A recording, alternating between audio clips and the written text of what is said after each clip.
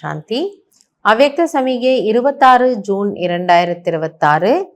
இன்னைக்கு பாபா என்ன சொல்றாருன்னா, सहनशीलता वाले बाह्य मुख्यता के वाइब्रेशन कोई नहीं, लेकिन मन के संकल्प भी जो उत्पन्न होते हैं उन संकल्पों की उत्पत्ति को देखकर भी घबराएंगे नहीं. இந்த பொறுமைத்தன்மை என்பது, சகிப்புத்தன்மை, பொறுமையினுடைய குணம் என்பதை பற்றி இன்னும் விளக்கமா பாபா நமக்கு சொல்றாரு. வெளியில இருந்து சூழ்நிலைகள் வருது, அது ஓகே, அந்த நேரமும் நம்ம சகிப்புத்தன்மையோடு இருக்கிறோம். இவங்க கிட்ட நம்ம சத்தமா பேசிடக்கூடாது, நம்ம பொறுமையா இருக்கணும், சகிச்சுட்டு போகணும்னு இருக்கிறோம். சில நேரங்கள்ல என்னுடைய சன்ஸ்காரமே எனக்குள்ள அப்படிப்பட்ட வீணான எண்ணங்களை கொண்டு வர்றதுக்கு ஒரு காரணமாக இருக்கலாம். ஸோ இது வெளியிலேருந்து வர டெஸ்ட் பேப்பர் இல்லை, என்னுடைய ஸ்வபாவ். அந்த நேரத்தில் அப்படி ஒரு ஃபோர்ஸ் வருது. இங்கே நான் பொறுமை இழந்துடலாம், ஆனால் அந்த நேரத்தில் தான் நான் பொறுமையாக இருக்கிறேன்.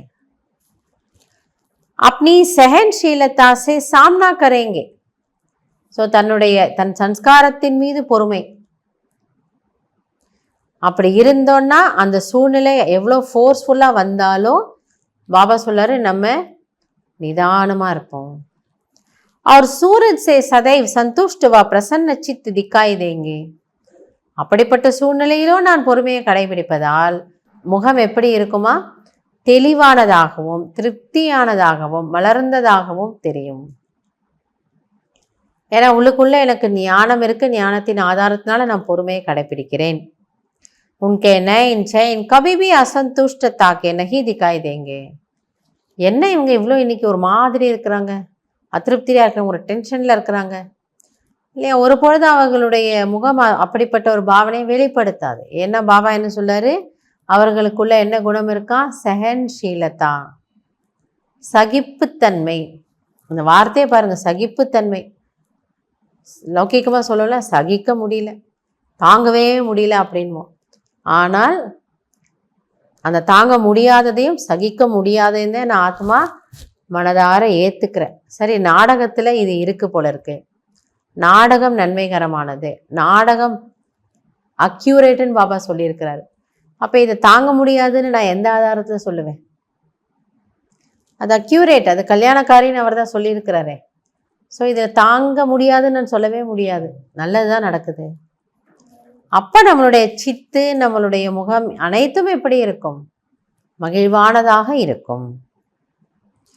வே சந்துஷ்டமணி ஹோனேக்கே காரன் சதா ஹர்ஷித் ரேத்தேன். ஸோ அவர்கள் இன்னைக்கு சொல்ல வர்றது என்னன்னா, ஏற்றுக்கொள்ளக்கூடிய தன்மை இருக்கும். இன்னைக்கு பாபா சகிப்புத்தன்மையை ஏற்றுக்கொள்ளுதல் அந்த கான்டெக்ட்ல புரிய வைக்கிறாரு.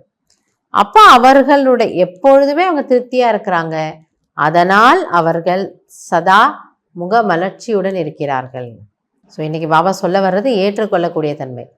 ஏற்றுக்கொள்ளுங்கள், அதனால நீங்க கேள்வி கேட்க மாட்டீங்க, சகிப்புத்தன்மை தானா வருது.